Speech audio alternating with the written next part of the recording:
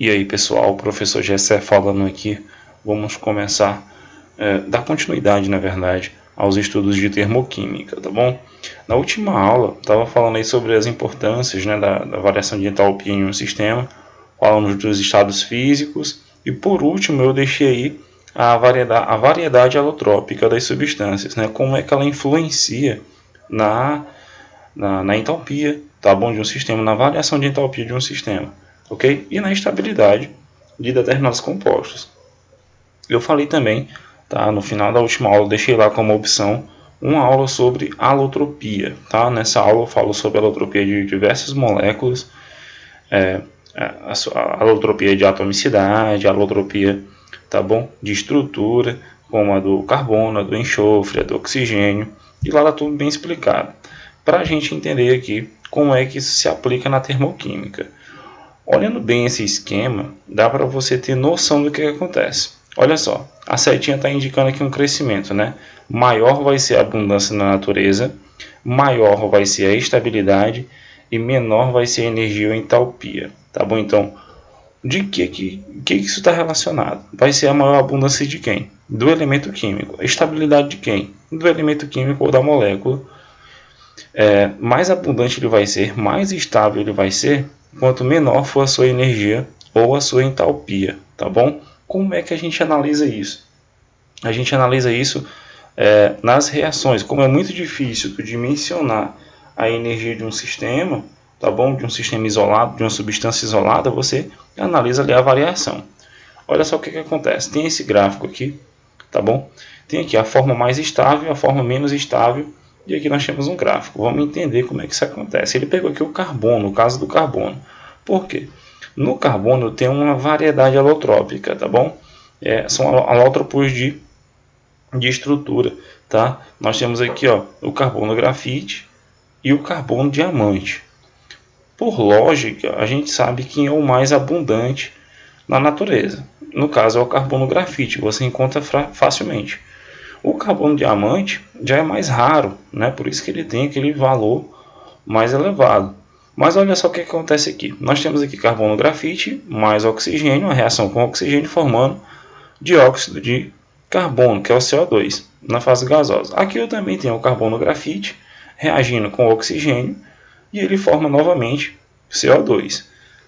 Lembre-se, essas reações, né, elas acontecem aqui nesse caso a 25 graus Celsius e 1 atm, tá bom? Porque fica mais fácil de eu dimensionar isso daqui, ó, a variação de entalpia. Nesse caso, pelo sinal negativo desse sinal, desse número, dessa representação, menos 94 kcal, eu já sei que essa reação é isotérmica, tá bom? Esse é o valor de energia que vai ser liberado durante essa reação.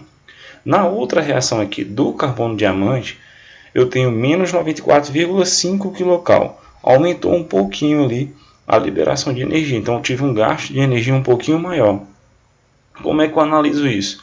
Eu acabei de ver que mais abundante vai ser, mais estabilidade vai ser, quanto menor energia eu tiver aí na transformação. Então, por lógica, eu já teria aqui o carbono grafite com um valor um pouquinho menor, né? Menos 94 kcal, tá?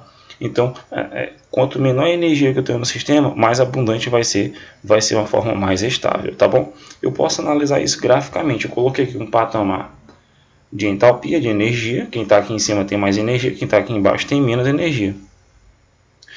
Preste atenção, por que o carbono grafite está aqui em cima? Porque antes da reação acontecer, ó, aqui nos reagentes, ele tem mais energia do que o carbono grafite. A entalpia dele é provavelmente maior. Tá? Olha só o patamar dele até chegar aqui nos produtos. Aqui é a fase final. Ó. O CO2 está aqui, porque eu acabei liberando energia, né, durante o processo de reação. Então, aqui embaixo, né, o produto que vai ter a entalpia final, ele vai ter uma energia menor, por isso que ele está localizado aqui embaixo. Aqui eu tenho o carbono grafite, ele vai gastar toda essa energia, vai liberar menos 94,5 kcal. E o carbono grafite vai aqui, ó, uma variação menor de energia.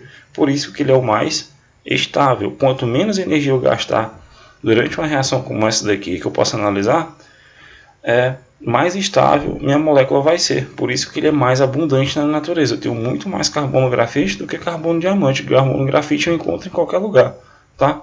Fácil obtenção. Já o carbono diamante é mais difícil. Temos outro caso, né? Para algumas substâncias, como o grafite e o diamante, assim é um pouco fácil, porque tu já tem dimensão do que é o mais raro do que é o mais comum. Porém, se considerarmos, né, outras formas alotrópicas, como a do enxofre, que é bem conhecida, é mais complicado. Então você tem que analisar novamente nessa forma que eu fiz. Tá? É assim que vem nas questões, é assim que elas vão pedir para você interpretar. Como é que é o mais estável, que é o menos estável, que é o mais abundante e o menos abundante na natureza. Então vamos dar uma olhada aí no caso do enxofre. O enxofre ele se apresenta como alótropo, né? Do enxofre rômbico e o monoclínico. O que acontece aí? Ó? Eu vou analisar duas reações importantes.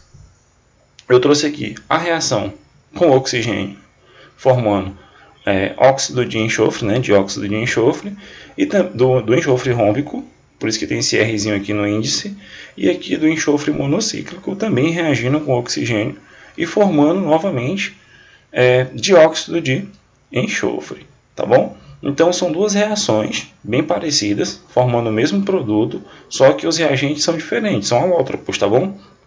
É a mesma fórmula molecular aqui, ó, tá? Substância simples que apresenta a estrutura ou o número, a atomicidade diferente, por isso que eles são alótropos. Eu vou analisar essas reações nessa condição, 25 graus Celsius e 1 atm, tá bom? Temperatura e pressão constante, onde é a condição que eu analiso essas reações. O que eu posso perceber? Que as duas são sinal negativo, as duas liberam energia. Quem que está liberando a quantidade de energia? Tá bom? Aqui está medindo em kilojoules, ó. Menos 296,8 e aqui menos 297,1. Estou vendo que o enxofre monoclínico ele tem um gasto, uma liberação de energia um pouquinho maior do que a do rômbico, tá bom? Aí eu vou lá e analiso o meu gráfico, tá certo? Então, aqui o meu gráfico também, ó, eu tenho aqui o patamar de energia e o progresso da reação, onde ela acontece. Por que tem um patamarzinho aqui azul e esse outro aqui, ó, diferenciando essas duas reações que eu tenho aqui em cima, tá? Tá vendo que nesse patamar azul eu tenho a reação do enxofre monoclínico, tá? Justamente por quê? Porque ele tem um patamar, um ΔH maior. Eu chamei até aqui de ΔH2, tá bom? Ele tem toda essa variação até chegar no produto, que é o dióxido de enxofre. E ele gasta uma energia um pouco maior, por isso que essa variação aqui é maior do que a do enxofre rômbico, ó, tá bom? A do enxofre rômbico eu chamei aqui de ΔH1, e aí ó, vou ter apenas essa variação, que é de menos 296,8 kJ. Então, a gente acabou de falar lá naquele esquema, deixa eu pôr aqui para vocês, mais abundante vai ser, mais estável vai ser quanto menos energia eu tiver, tá, gasta aí na transformação. O que eu posso analisar aqui? No meu gráfico, que o enxofre rômbico ele tem uma variação de energia menor, logo ele é o mais estável, tá bom? O mais abundante.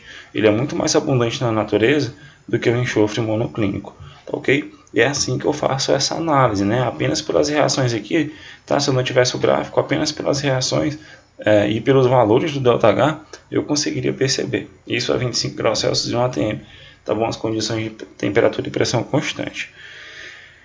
No livro de vocês, existem outras análises, tá bom? Aqui nós temos a do carbono, a forma mais estável, o grafite, diamante menos estável, tem a do oxigênio, o oxigênio molecular, o O2 é mais estável do que o O3, o enxofre rômbico é mais estável do que o enxofre monoclínico, que a gente acabou de ver, a gente chama aqui de enxofre alfa e o enxofre beta, tá bom?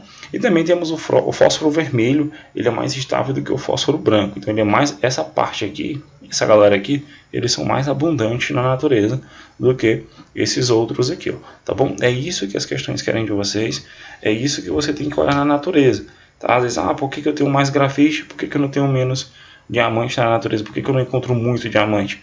Porque essa forma alotrópica ela é menos estável, ela gasta muito mais energia, a natureza não gosta disso, a natureza gosta de economizar energia, ok? Então, a gente fica por aqui com o estudo das variedades alotrópicas, tá ok? Como elas são importantes aí nessas observações. Então, forte abraço e até a próxima aula.